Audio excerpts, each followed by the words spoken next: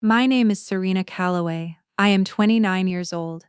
For as long as I can remember, my parents told me I was the difficult one, the slow one, the daughter who would never quite measure up. My sister Vivienne had everything handed to her on a silver platter, while I sat at the edge of every table, every celebration, every family moment, wondering why I was even there. They dismissed my dyslexia like it was a character flaw, something I had chosen, something that embarrassed them at dinner parties and holiday gatherings.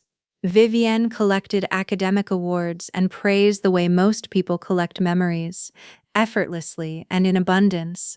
I collected silence and sideways glances, but on the day my sister stood in a ballroom filled with 400 people celebrating her law school graduation, a woman I had never seen before walked up to me with a sealed envelope and said something that changed the entire course of my life. She looked me in the eye and told me that my grandmother had been paying very close attention for a very long time, and what my grandmother had seen, what she had quietly documented and carefully prepared for, was about to turn every single assumption my family had ever made about me completely upside down. The Callaways were old money Texas, not the loud, flashy kind of wealth that shows up in magazines, but the quiet, powerful kind that owns buildings and more buildings without ever needing to talk about it. My father, Douglas Callaway, ran Callaway Commercial Group, a commercial real estate company that my grandmother, Eloise Callaway, had built from a single leased office space in Austin in 1967. By 2024, the company was valued at $94 million. It employed over 300 people across 4 states. My grandmother had built it from nothing, from determination and handshakes and decades of showing up before anyone else did. I was born with dyslexia. I was diagnosed at age 8 after years of teachers assuming I was simply not paying attention. The letters on the page never sat still for me. They drifted and rearranged and collapsed into each other in ways I could not explain to anyone who had not experienced it. Reading a single paragraph took me 3 times longer than it took my classmates. Writing a simple essay felt like swimming upstream through concrete. My parents did not respond with patience.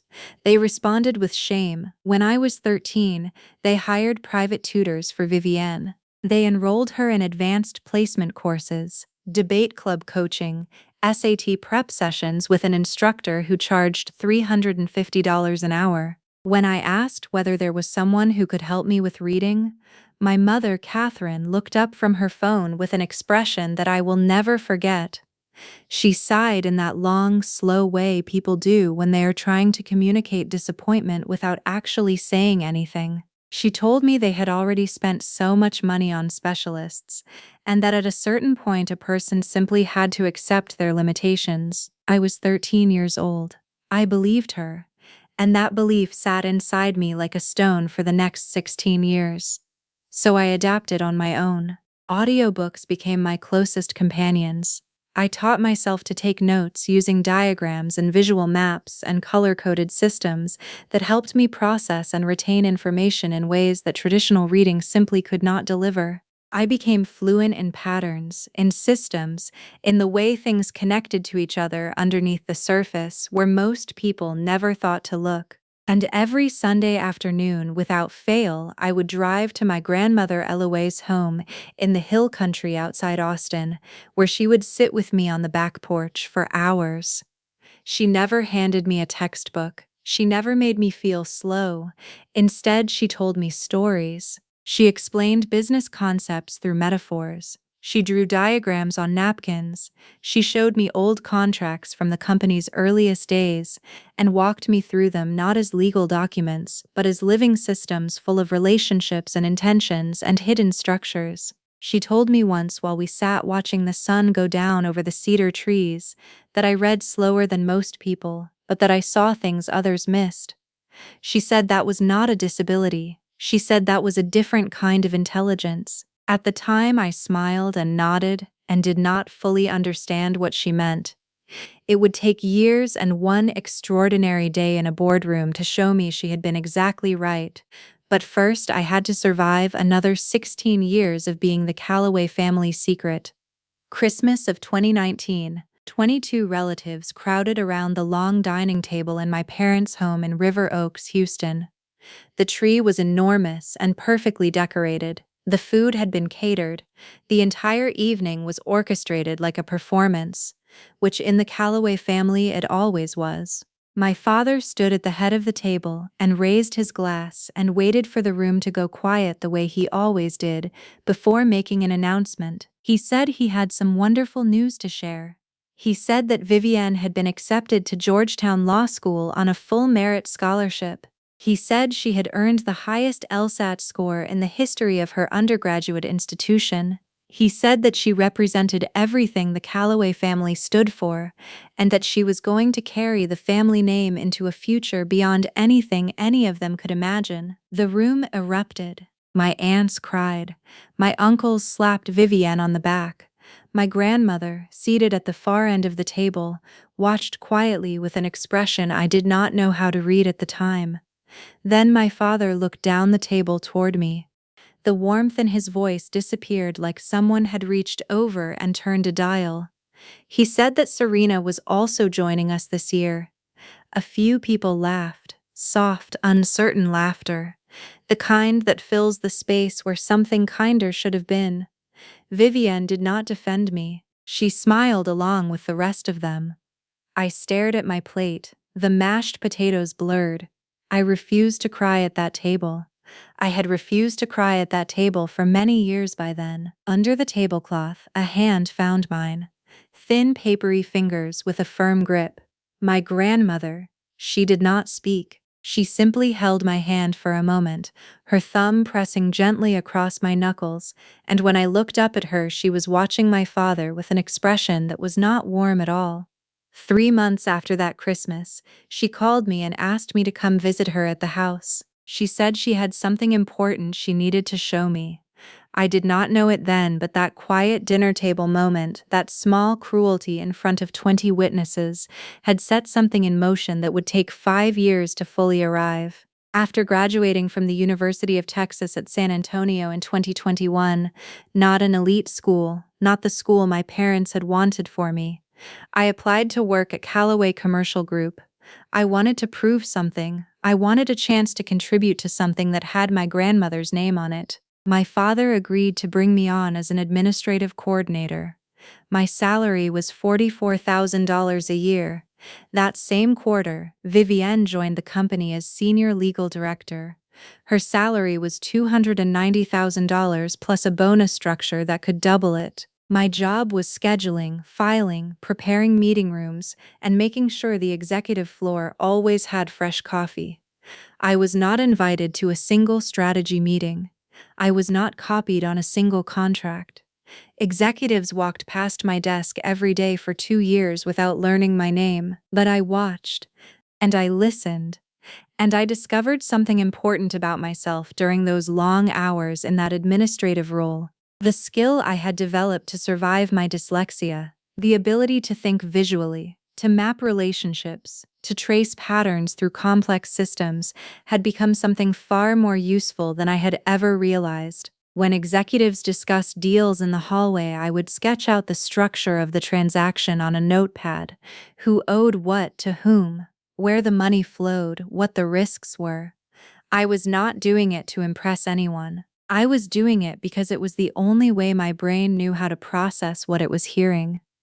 My grandmother had taught me this during those Sunday afternoons in the hill country. She had spread out old contracts on her kitchen table and shown me how to read them not word by word, but as systems, as architectures. She had told me that my father read contracts like a prosecutor, looking for what he could use. She told me I read them like a builder, seeing how every part depended on every other part. One afternoon in the spring of 2019, just before her health began to decline, she had handed me a small wooden box made from dark walnut, with simple brass fittings. She told me to keep it safe and not to open it yet. She said when I needed it I would know. I carried it home and put it on the shelf in my apartment closet and tried not to think too hard about what she meant. March of 2019. I drove out to the hill country to see her. She was 81 that year and her frame had grown smaller, but her eyes were exactly the same. Sharp and clear and full of something that did not diminish no matter how much the rest of her did. We sat in the living room surrounded by photographs, Eloise breaking ground on her first Austin property in 1967, Eloise shaking hands with the governor in 1984, Eloise accepting a small business innovation award that she kept on the mantle because she said it reminded her where she came from. There was not a single photograph of my father in a position of leadership. She told me she had built Callaway Commercial Group from nothing. One office, one assistant, 57 years of work. She said my father had inherited it. She said there was a difference between building something and receiving it, and that the difference showed up in how a person treated the people around them. She said she had spent years watching my father confuse credentials with character, and she had grown very tired of it. She pressed the wooden box into my hands again that day and told me it contained something that might help me someday. She said I was not ready yet. She said Douglas was not ready yet either, but that the day would come when he would show me exactly who he was in a way I could not ignore, and on that day I would know what to do. I wanted to ask her more, but she changed the subject and started talking about her garden and the bluebonnets that had come in beautifully that year, and a novel she was reading about a woman who sailed alone across the Pacific. I drove home that evening with the box on the passenger seat and a feeling I could not name sitting somewhere behind my ribs. 18 months later, she was gone. Pancreatic cancer, swift and unforgiving. I was the only family member present at her bedside when she passed. The box stayed closed on my shelf. April of 2024. The email arrived on a Wednesday morning. Subject line said organizational restructuring, confidential. It informed me that my position was being eliminated as part of an ongoing operational review and that my last day would be July 1st of 2024. HR would be in touch regarding severance. I read it 4 times. Each time the letters settled into the same message. That evening, I stayed late reorganizing a filing system that no one would ever look at. Through the thin partition between my workspace and my father's corner office, I could hear voices. My father and my mother, both of them, their words coming through the wall with terrible clarity. My father said he could not have me in the building when Vivienne took over as CEO. He said it looked bad. He said people would ask questions about why the CEO's sister was answering phones and scheduling conference rooms. My mother said in her careful, measured voice that they had done everything they could for me, that some people simply were not suited to certain environments. My father agreed. He said they would give me a fair severance. He said I should find something more appropriate for my skill level. I pressed my palm flat against the wall and stood very still. I was making $44,000 a year. My one-bedroom apartment in Austin cost $1,600 a month. I had no savings to speak of. I was one paycheck from a situation I did not want to imagine.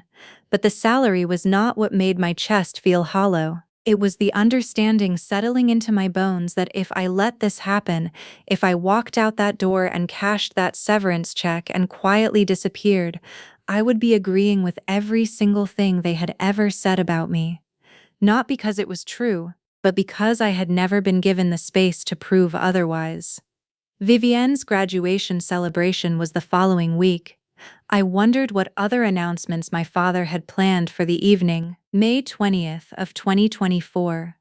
The Driscoll Hotel in Austin. 400 guests filled the grand ballroom. Business partners, investors, attorneys from firms whose names appeared on half the buildings in downtown Austin. Distant relatives I recognize only from holiday cards. Crystal chandeliers threw warm light across the room. A string quartet played near the windows. This was my father's stage, the kind of evening he had been rehearsing for his entire adult life. I arrived in a navy dress that I had owned for 3 years, and a pair of shoes I had resold twice. I stood in the entrance and watched the room fill with people in designer suits and custom gowns, and I felt, as I so often did at Calloway family events, like I was observing from behind a pane of glass. My mother found me before I could locate my table. She looked at my dress. She looked at my shoes. She told me in a low voice that I would be seated at table 31 near the back of the room by the service corridor, and that tonight was Vivienne's evening, and that whatever I was feeling I was to keep it to myself and not do anything to embarrass the family. She walked away before I could respond. Table 31 was partially hidden behind a structural column. My seatmates were cousins I had met perhaps twice at funerals. From where I sat, I could see the main stage clearly enough, the enormous portrait of Vivienne in her Georgetown regalia, the banner overhead, the microphone stand already in place. Near the entrance to the ballroom, standing completely still against the wall, was a woman I did not recognize. She was perhaps 65, silver-haired, wearing a charcoal blazer, and watching the room with the kind of careful attention that made her look like she was not attending the party but observing it. Her eyes found mine across the crowd. Something about the way she held my gaze made me sit up straighter. At 8:45 the quartet stopped, the lights shifted, my father took the stage with his champagne glass and his boardroom voice and the particular kind of smile he reserved for rooms like this one. He talked about Vivienne for nearly 10 minutes. He talked about her law degree and her class rank, and her clerkship and the offer she had received from a firm in Dallas that he described as among the finest in the country. And then his voice shifted into something even more deliberate, and he said he was not just here to celebrate her achievements, he was here to announce her future. Vivienne joined him on stage in a deep green gown that caught the light perfectly. My father looked directly at the audience and announced that effective upon his retirement, Vivienne Calloway would assume full leadership of Calloway Commercial Group. He announced she would inherit the family residence in River Oaks valued at $14 million. He announced she would receive the full estate. He paused for effect between each item like he was reading from a list he had memorized and wanted everyone to appreciate. The room gave him a standing ovation. I sat at table 31 and watched 400 people celebrate, while not one of them looked toward the back of the room. The cousin seated next to me leaned over and asked quietly what this meant for me. I did not have an answer. I opened my mouth and closed it, and looked back at the stage where my father was shaking hands and my sister was wiping tears, and the cameras were flashing. That was when the silver-haired woman began walking toward me. Slowly, directly, as though she had been waiting for this exact sequence of events to occur before making her move. She stopped beside my chair and said my name. I turned. She said her name was Annette Marsh, and that she was a partner at a law firm called Sutton and Greer. She said she had been my grandmother Eloise's attorney for 14 years. She reached into the interior pocket of her blazer and produced a heavy cream envelope sealed with red wax and a notary stamp bearing the firm name and a date. She placed it in my hands and told me it was a will. Then she said it was the real one, the one my father did not know existed. I stared at the envelope. The wax seal read Sutton and Greer. The date was November 3rd, 2019. 8 months after that Sunday afternoon in the hill country when my grandmother had sat across from me and told me I was not ready yet. I asked Annette what was inside. She said that Eloise had left very specific instructions. She was to deliver the envelope on the day my father publicly made it clear that I had no place in the family or the company. She glanced toward the stage where my father and sister were still receiving congratulations. She said she believed that day had just occurred. She told me that Eloise had wanted her to say something specific when she handed it over. She told me that Eloise said to tell me, "Give this to Serena on the day Douglas shows her exactly who he is. By then she will know what to do." Annette handed me a second card with her personal number written on the back in blue ink. She said she would be available when I had questions. Then she turned and walked back through the crowd and disappeared. I could not stay in that ballroom. I pushed through the service corridor door and found an empty hallway outside the kitchen. Fluorescent light buzzed overhead. The sounds of the celebration filtered through the wall like something happening in another country. My hands were shaking as I broke the seal. Inside were 4 pages of dense legal language, a notarized signature, and a date. I read slowly, the way I always read, carefully and deliberately, forcing each line into focus. The document identified itself as the final will and testament of Eloise Margaret Calloway, executed in sound mind and body, revoking all prior testamentary documents.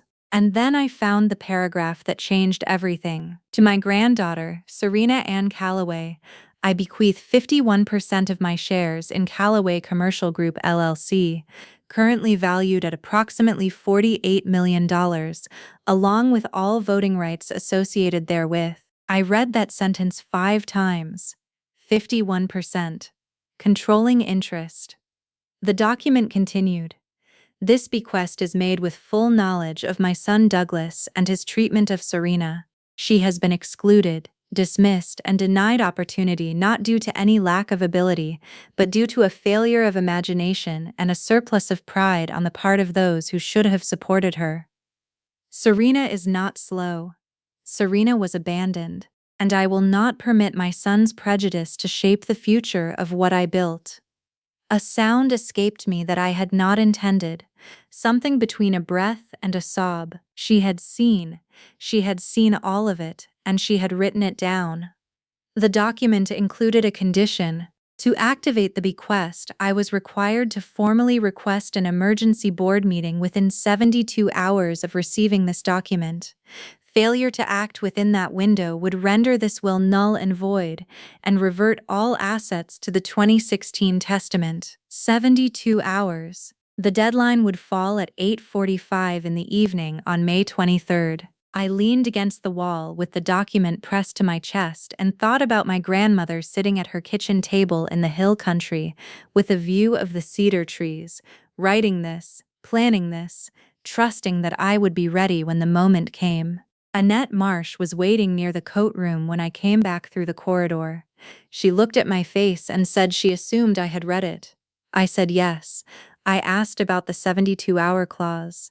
She explained that Eloise had known me well. She had known that if I were given unlimited time I might talk myself out of acting. The deadline was not a punishment, it was permission. Permission to stop waiting for the people who had failed to see me to change their minds. Permission to take what was rightfully mine and to do it before doubt could settle back in. She checked her watch and told me to call her in the morning. Through the ballroom doors, I could see my father still on stage, still performing, still completely certain that the evening had gone exactly as planned. I looked down at the envelope in my hands, at my grandmother's signature, and I made my decision before I even fully realized I was making it. I told Annette I would call her first thing in the morning. She allowed herself a small nod and said that Eloise had said I would. That night in my apartment, I finally opened the wooden box. My roommate was asleep. The only light came through the blinds from the street outside, striping the floor in orange and shadow. Inside the box was a handwritten letter on my grandmother's personal stationery, a document with a 1967 date stamp, and a USB drive, clearly added to the box much more recently than everything else. I opened the letter first. My dearest Serena, if you are reading this, then Annette has done her job and Douglas has done exactly what I have always feared he would. I am sorry I could not protect you while I was alive, but I can protect you now. The enclosed document is the original partnership agreement from 1967 when I founded Callaway Commercial Group with 2 partners who have long since passed. Douglas has never seen it. It establishes that the founding shares carry permanent voting rights that cannot be altered or transferred without full board approval. The USB contains something else entirely. In 2018, your father proposed a resolution to reduce my voting rights from 51% to 8%. He told the board I was no longer capable of understanding modern business practices. The board rejected the resolution by one vote. I was that vote. I never forgave him for trying. Not because of the power, because of what he said to justify it. The same language he had used about you for years, the same logic that told him a person's worth could be measured by their credentials and their performance in rooms like that one. Use what I have left you wisely, Serena. Not for cruelty, for justice, with all my love. Grandma Eloise. I plugged the USB into my laptop. The file inside was labeled Board Session Recording, February 2018.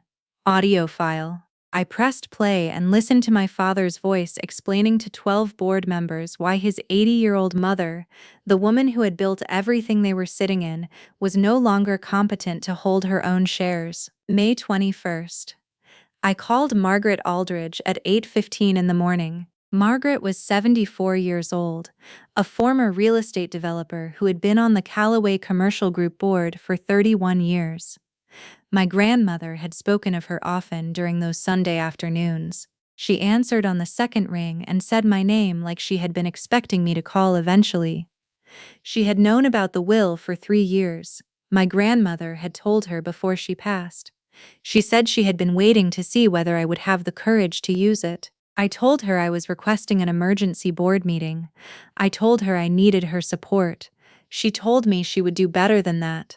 She told me she had spoken privately with 2 other board members over the years, both of whom had serious concerns about my father's leadership style and his closed-door management approach. She said they were waiting for someone to go first. She gave me 2 names, Paul Hendricks and Diane Cho. Both had been on the receiving end of my father's temper in closed sessions. Both had wanted to raise concerns for years but had not known how to do so without standing alone. Margaret told me she would make the calls that afternoon. I asked her what I should expect. She told me to expect my father to fight with everything he had. She told me to expect my sister to do the same. She told me to expect them to say things that would hurt and to keep going anyway. I told her they had been saying painful things my whole life. At least now I could respond. She laughed, a real laugh, warm and surprised. She said my grandmother had told her I had a spine made of something stronger than it looked.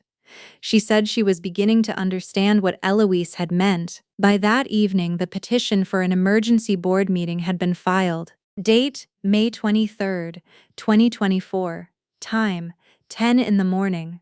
Location, Callaway Tower, 38th floor. May 22nd. My father found out about the board petition at 3:30 in the afternoon. I know because Vivian called me 40 minutes later. Her voice was tight in a way I had never heard before, like something underneath it was pulling in opposite directions. She asked what I had done. I told her I did not know what she was referring to. She said our father had just received a notice from the board secretary. Emergency session requested by Margaret Aldridge and 2 other directors. She said Margaret Aldridge had not requested anything from the board in over a decade. I told her that perhaps Margaret had concerns about company management that she wanted to address. Vivienne said not to play games with her. She said if I was trying to cause a scene or embarrass the family, if I was acting out of jealousy or spite, that I needed to stop. She said this was not about me. She said it had never been about me. I told her I was doing my job. Same as always. She hung up. 14 minutes later, my father walked past my desk on his way to his office without looking at me. He closed the door with controlled force. Through the partition, I heard him on the phone telling someone that Margaret was probably acting out of some old grudge, that whatever this was about, it would be addressed and dismissed in under an hour, and that there was absolutely nothing to worry about. He said, Serena cannot even read a spreadsheet. She is no threat to anyone. I turned back to my computer, and for the first time in years, I smiled at work. That evening I prepared. I printed 4 copies of the will.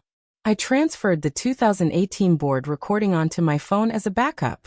I wrote a short statement, not an accusation, simply a presentation of documented facts in chronological order. Annette Marsh confirmed she would attend as the authenticating attorney. Margaret sent me a text at 11:40 that night that said simply, "Everything is filed. Your grandmother would be proud." I barely slept. But for the first time in as long as I could remember, the sleeplessness felt like anticipation rather than dread. May 23, 2024. Callaway Tower. 9:50 in the morning. The elevator opened onto the 38th floor. Polished concrete floors. Floor-to-ceiling glass overlooking the Austin skyline. The kind of space designed entirely to communicate power, before anyone in it had said a word. I stepped out wearing a blazer I had borrowed from a friend, and carrying a leather portfolio I had bought secondhand for $11.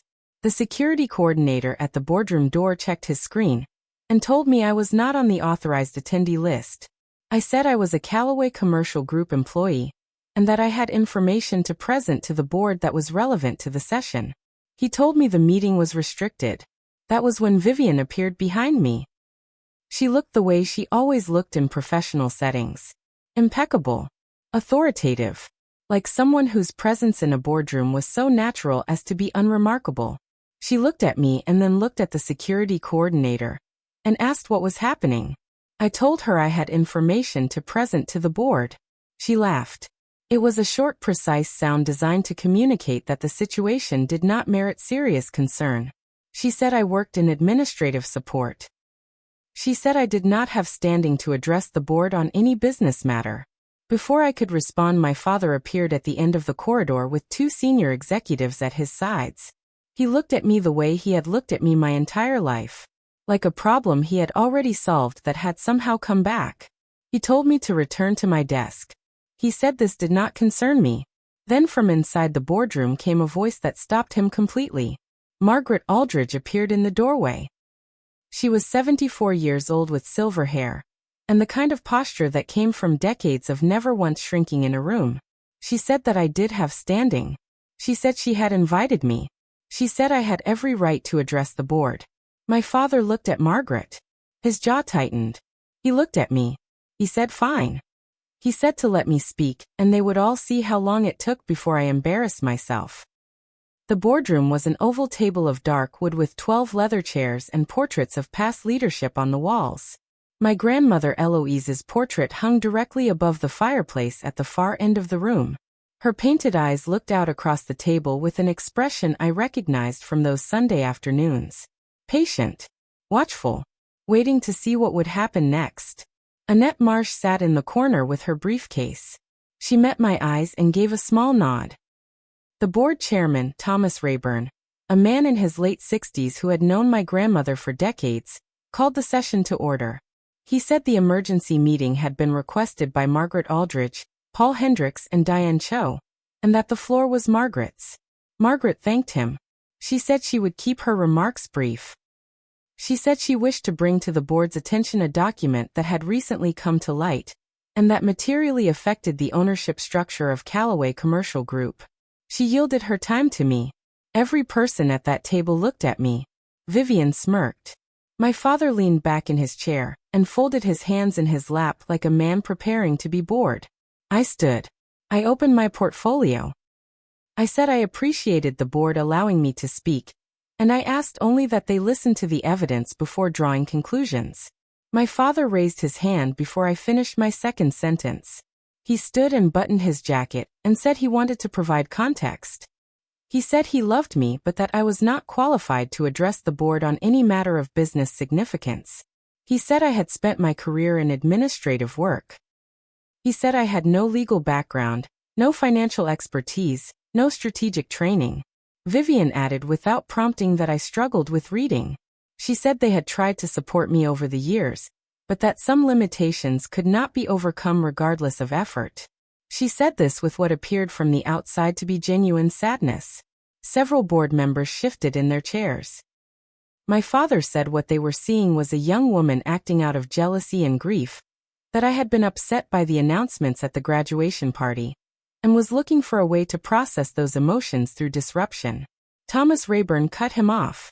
He said my father would have an opportunity to respond, but that I had requested the floor, and I was entitled to use it. Douglas sat. His expression made clear that there would be consequences for everyone involved in this room. Vivian mouthed something to me that I did not acknowledge. I looked at them both, and I felt something shift inside me. It was not anger. It was something colder and cleaner than anger. It was clarity. They were not trying to protect the company. They were not even trying to protect themselves. They were trying to protect the story. The version of events in which I was nothing and had always been nothing and would always be nothing. That story was about to end. I pulled the will from my portfolio and held it up. I told the board this was the last will and testament of Eloise Margaret Callaway, founder of Callaway Commercial Group, notarized November 3, 2019. I placed it on the table and slid it toward Thomas Rayburn. My father said that was impossible. He said his mother's will had been executed in 2016, and that he had a copy. I said he had a copy of her previous will. I said that under Texas Estates Code, a subsequent valid will executed with proper witnesses and notarization automatically superseded all prior testamentary documents. I nodded to Annette, who rose from her corner seat. Annette identified herself to the board. She said she had served as Eloise Callaway's personal attorney from 2007 until her death in 2021. She confirmed that the document before the board had been executed in her presence on November 3, 2019, witnessed by 2 independent notaries, and that the original was held in secure escrow at a private bank in Austin. Thomas Rayburn read through the document slowly. His eyebrows rose.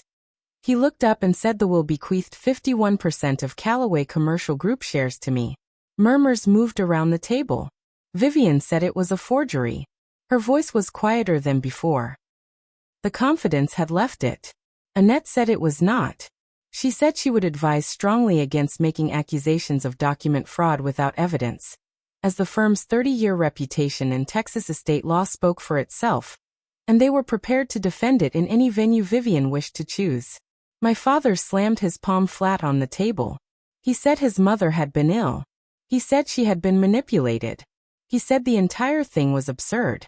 I reached for my phone. I said perhaps he would like to explain the following. I pressed play. His own voice filled the room, clear and authoritative, exactly as it always was. He was explaining to 12 board members why Eloise Callaway, the woman who had founded and built everything they were sitting in, was no longer capable of understanding modern business, and that her voting shares should be reduced from 51% to 8%.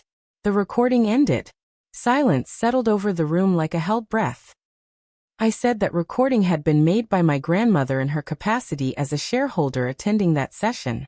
I said the failed resolution demonstrated that she had been in full possession of her faculties and her judgment in 2018, that she had retained her voting power by exercising it, and that the will executed the following year reflected that same sharp and deliberate judgment. Thomas Rayburn set the will down carefully. He asked if anyone at the table had documentation that contradicted what had been presented. No one spoke. He asked the board's legal counsel, a man named Greer who had been on the phone in the corner for the past hour, whether the document was valid. Greer confirmed it was. He confirmed that it superseded the 2016 will, and that effective immediately I was the majority shareholder of Callaway Commercial Group. Rayburn asked whether I wished to bring any motion forward. I stood. I said I had one motion. My father rose from his seat and started to speak. Rayburn told him firmly to sit. He did. I looked around the table. I thought about my grandmother. I thought about what she had wanted. And then I said the thing that surprised everyone in that room, including, I think, myself. I said I was not moving to remove Douglas Callaway as CEO. I said instead I was moving for a board vote of confidence. I said the board would decide whether my father retained their confidence in his leadership. If the majority voted yes confidence, I would not interfere with operational decisions during my tenure as majority shareholder. If the majority voted no confidence, he would step down per the procedures outlined in the company bylaws. Vivian stood up and said I was turning the company into a spectacle. She said I was making a scene out of a personal grievance. She said this was not governance, it was revenge. I met her eyes. I said it was governance. I said it was the same process our grandmother had established in the company bylaws 4 decades ago. I said if our father had the board's confidence, he had nothing to worry about. Margaret seconded the motion without hesitation. Thomas Rayburn conducted the vote.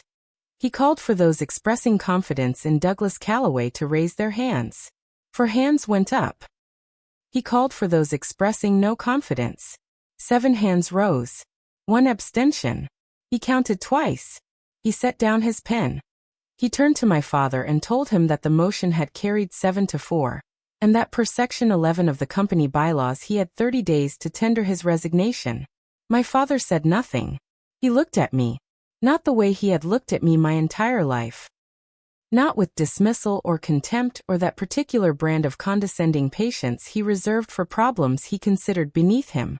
He looked at me with something I had never seen on his face before. He looked at me like he was finally seeing me for the first time. He left the room without a word. I know what some of you are thinking. Why did she give him the chance? Why the vote of confidence instead of simply removing him? Because my grandmother did not raise me to be cruel. She raised me to be fair. And because I understood something standing in that boardroom that I had not fully understood before. Destroying someone does not undo what they did to you. It only adds your own destruction to the pile. I wanted justice. I did not want to become someone I would not recognize. In the private corridor outside the boardroom after the session ended, my father and mother were waiting. Catherine had arrived during the recess. Her mascara had run in thin lines down her cheeks. My father said I had schemed. He said I had gone behind the family's back. He said my grandmother had been taken advantage of by Annette, and by whatever old grudges had been nursing themselves in the background for years. I told him that Eloise had written that will 8 months after he had tried to take her voting rights away. I told him she had known exactly what she was doing. I told him he had not lost because I had betrayed him. He had lost because he had spent 20 years treating his own mother and his own daughter, as though our value was contingent on what we could perform in rooms like the one we had just left, and that eventually that calculation had caught up with him. My mother stepped forward. She said they had only ever tried to protect me. She said they had not wanted to put pressure on me that I could not handle. I told her that was not protection. I told her that was erasure. I told her I had spent my entire life waiting for them to see me, and that I was finished waiting. My father reached for my arm. I stepped back. I told him the documents would speak for themselves, and that if he intended to contest the will he was welcome to try. I walked to the elevator. For the first time I did not look back to see whether they were watching. May 24, 2024. Douglas Calloway signed his resignation letter. I was not there. I received an email from Thomas Rayburn informing me that my father had submitted his resignation effective June 30th, and that the board had voted to appoint him as interim CEO during the leadership search.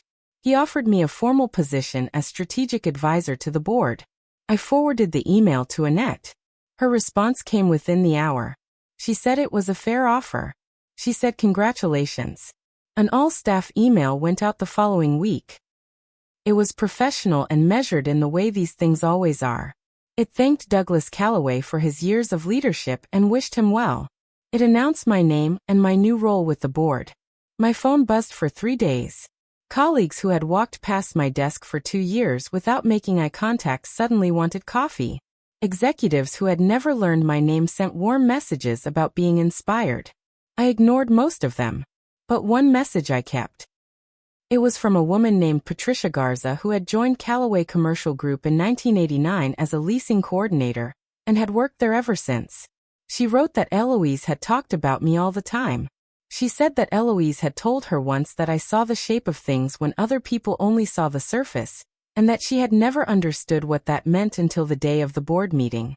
She said she hoped I knew my grandmother would be very proud. I read that message 4 times.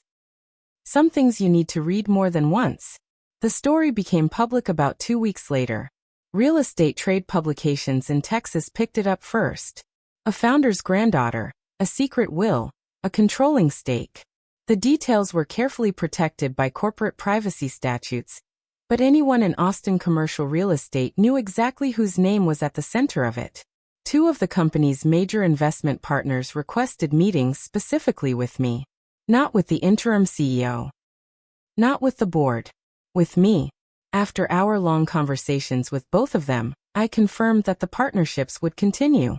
One of them told me that concerns about the previous leadership style had been circulating for some time, and that it was encouraging to see the company's founding values return to prominence. Margaret called me on a Saturday morning. She asked how I was holding up. I told her honestly that I did not know yet, and to ask me again in 6 months. She laughed. She said Eloise would have handled it exactly the same way. She said mercy was the only power move that lasted. I thought about that for a long time. June 15, 2024. My mother called and asked to meet. Just the two of us. I agreed. We sat across from each other in a coffee shop in the South Congress neighborhood, far from River Oaks and far from Callaway Tower. She looked smaller than I remembered. The careful architecture of her appearance, the hair and the jewelry and the practiced composure, was all in place. But underneath it something had shifted. She looked like a woman who had spent several weeks examining something she had been avoiding for a very long time. She told me she wanted to apologize. She said she was sorry for the way they had treated me. She said she was sorry for every Christmas dinner, and every passing comment, and everything she had said and failed to say and failed to do. I asked whether she was apologizing because she felt genuine remorse, or because everything had changed, and it was now advantageous to apologize. She flinched. She was quiet for a moment. Then she said both. She said she was ashamed to admit it, but that was the honest answer. I appreciated the honesty. I told her I could not go back and pretend the past had not happened. But I told her I was willing to try building something new. Something that began with the truth rather than the performance of it. She nodded and pressed her lips together, and could not speak for a moment. It was not forgiveness. It was not the relationship I had needed as a child. But it was something. And something honest was more than we had ever had before. August of 2024. Vivian called while I was walking along the lake path near my apartment. I almost did not answer. She said she knew she had no right to ask anything of me, but that there was something she needed to say in person. We met on a bench near the water a few days later. She looked different. The invulnerability she had always worn like a second skin had cracked somewhere along the way. She told me she had been in therapy since May. She said it was difficult in ways she had not anticipated. She said that being the favored child had not felt like a gift from the inside. It had felt like a set of requirements she could never fully satisfy. A standard that kept rising no matter how many times she cleared it. She said the way our parents had treated me had been wrong. She said she had told herself that staying quiet was protecting herself, which was true, but that it was also cowardice, which was also true. She said she was sorry she had not been braver when it mattered. I told her I could not pretend none of it had happened. But I told her I was not interested in spending the rest of my life being enemies with my own sister, when neither of us had chosen the roles we had been assigned. She cried. Real tears, not the performed kind she had dabbed at the graduation party. We started over. Slowly and carefully, and with nothing taken for granted. We were learning each other the way two people do when they meet properly for the first time. It was not the sisterhood I had wanted growing up. But it was real. And real was worth more to me now than the version of things I had been told to accept. November of 2024. I moved into my own apartment in East Austin. A one-bedroom in a building with exposed brick and tall windows, and a view of a neighborhood that was still becoming itself. My grandmother had walked streets like this one when Austin was a different city entirely. I thought about that often. My salary was now $190,000 a year as Director of Community Impact Investment, a division I had proposed and the board had approved. The work focused on sustainable development, affordable commercial leasing programs, and investment partnerships with minority-owned businesses across Central Texas, the kind of work my grandmother had talked about during those Sunday afternoons when she told me that the whole point of building something was to decide carefully what you used it for. Douglas called once a month now. The conversations were short and careful. He asked about work and about the apartment and about how things were going. We both observed an unspoken agreement not to excavate the past in those calls. It was not reconciliation exactly, but it was a door that had not been closed permanently. Priscilla and I had lunch every 2 weeks. She was learning, slowly and imperfectly, to see me as a person who had her own version of events rather than a problem that had finally been resolved in a way she had not anticipated. It was not the mother and daughter relationship I had needed as a child, but it was honest. And at 29 I had decided I would rather have honest relationships built from nothing than beautiful ones built on pretense. On the wall above my desk, I had hung a small framed photograph. My grandmother Eloise at a groundbreaking ceremony in 1967. She was 23 years old, holding a shovel and looking directly at the camera with an expression that contained no uncertainty whatsoever. I had found it in a box of old photographs that Margaret had sent me after the board meeting. Margaret said Eloise had kept a copy in her office for 50 years, and that she would have wanted me to have it. Some mornings when the light came in at a certain angle, I could almost hear her voice from those Sunday afternoons. Patient and unhurried and absolutely certain that I was capable of more than anyone else was willing to see. She had been right. She had known she was right. And she had planned accordingly. Looking back across the previous 6 months, I understood something I could not have understood before that day in the Driscoll ballroom. My grandmother did not leave me controlling interest in her company, because I was superior to Vivian, or more deserving in some abstract sense. She left it to me because she had watched both of us for decades and she had seen which one of us power had already begun to corrupt and which one had developed, through necessity and through loss and through all those hours reading systems and seeing patterns, a different relationship with it entirely. My dyslexia is not something I am ashamed of anymore. It is part of how I am built. The same wiring that made reading difficult made me patient. The same difficulty that forced me to develop visual and systemic thinking gave me the ability to see how things connected at a level that moved faster than the words on the page. The same experience of being dismissed trained me to listen more carefully than people who had always been heard. The things my parents saw as deficits were, in the right circumstances, exactly the things that made me capable of what happened in that boardroom. My father measured worth by performance, by degrees and titles, and the ability to command a room without hesitation. My grandmother measured worth by character, by how a person treated someone who had no power to reward them for it, by whether a person could hold a hand under a Christmas table and stay silent, and still say everything that needed to be said. I had been measuring myself by my father's standard my entire life, and I had always come up short because that standard was never designed to see me clearly. Now I measure by my own standard. My grandmother gave me that. And no board vote, no legal contest, no version of events my father or sister or mother could construct will ever take that away. If you are watching this and something in this story resonates with you, if you have ever been the one who was told they were not quite enough, not quite smart enough, not quite the right kind of person for the room they were standing in, I want you to hear something clearly. You do not need a secret inheritance to reclaim your story. You need to stop giving the people who failed to see you the authority to define what you are worth. Boundaries are not walls you build to keep people out. They are the decisions you make about who gets to have a say in your life and on what terms. My family hurt me for a very long time. I did not need to hurt them back to find peace. I needed to stop waiting for their permission to believe in myself. That was the inheritance. That was what my grandmother had been preparing since that Sunday afternoon in the hill country, when she pressed a wooden box into my hands and told me that when the time came I would know what to do. She was right about that too. If this story moved something in you, leave a comment. Tell me what it brought up. Tell me your story. And if you want to hear more from Whispers of Wisdom, subscribe, turn on notifications and stay with us. Because the most powerful stories are the ones where the person who is overlooked finally decides to stop being invisible. And we are just getting started.